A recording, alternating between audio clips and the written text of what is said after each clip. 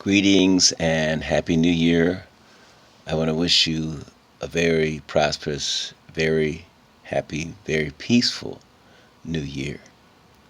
And on that thread of peace, I want to encourage peace all over the planet and the universe. And also on that thread, I want to highlight a quote by Dr. Martin Luther King Jr., in which he said correctly that the United States is the greatest purveyor of violence in the world. And that's been proven over the last just several days. President Trump ordered the bombing of Nigeria, and then only a few days later bombed Venezuela and abducted the president of Venezuela and his wife. There are those that are cheering this, and I hear that all the time. I have friends telling me, oh, but Venezuelans are cheering this. Regardless of who is cheering this, it does not diminish or take away from the fact that this was illegal. It was a war crime. It was a war crime from any angle that you look at it.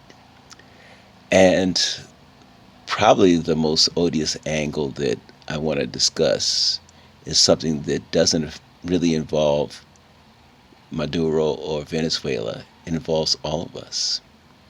And that is the reasoning that Trump uses. He uses a reasoning that extends from the papal bull. He uses a reasoning that is about the doctrine of discovery. And even before that, a reasoning that allows him to think of resources of other lands, of other people, as being his resources or our resources. An idea that these people and these other lands do not own their resources or are not worthy of being the owners of their resources. Fundamentally, it's a racist concept that extends from the doctrine of discovery and the papal bull. And there are two particular papal bulls, 1455 and 1493, that outline these things that are reflected in Donald Trump's arguments that he posed. And all of us should be very aware of this argument and this narrative, because this narrative will be trotted to other parts of the world. It'll be trotted to other parts of the global south.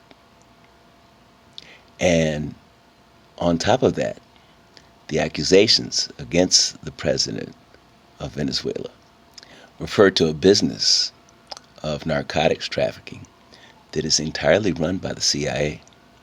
The CIA that runs that business. Everyone else is lesser employees. Everyone else is part of the chain.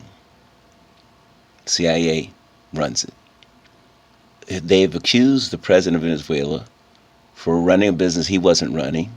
The CIA was running. And they have used papal bull philosophy to go in and bomb the country, kill massive numbers of people, and abduct the president. I see no reason to cheer. Not when someone's using papal bull philosophy, and not when someone's accusing someone of a crime that is being run by a much larger organization.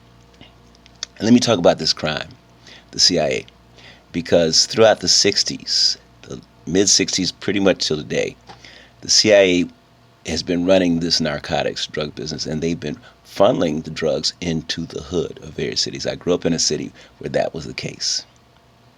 And I saw a Detroit that I grew up in, which was safe, pretty much till 1967, 68, when that drug market started showing up in Detroit, out of nowhere, out of the blue.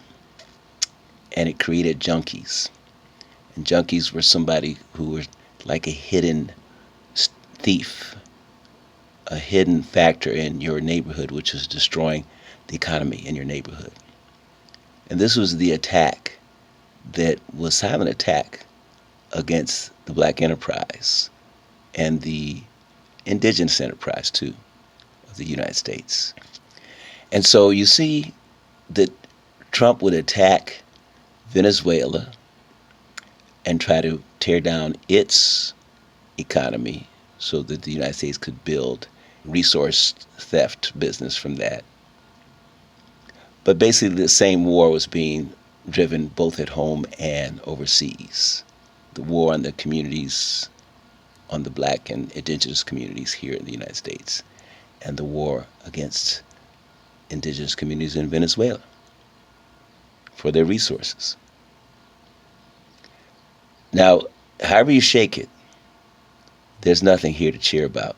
We have to be aware of this use of papal bull rhetoric and this accusation based on the crimes that the United States CIA has actually run, the criminal industry. So let's try to, as a people, be more focused on peace, create a world of peace, celebrate peace rather than celebrating war and theft, however that is played out. And of course, free Palestine, free Congo, free Sudan, free Haiti, free Somalia and Somaliland. Free yourself. One love.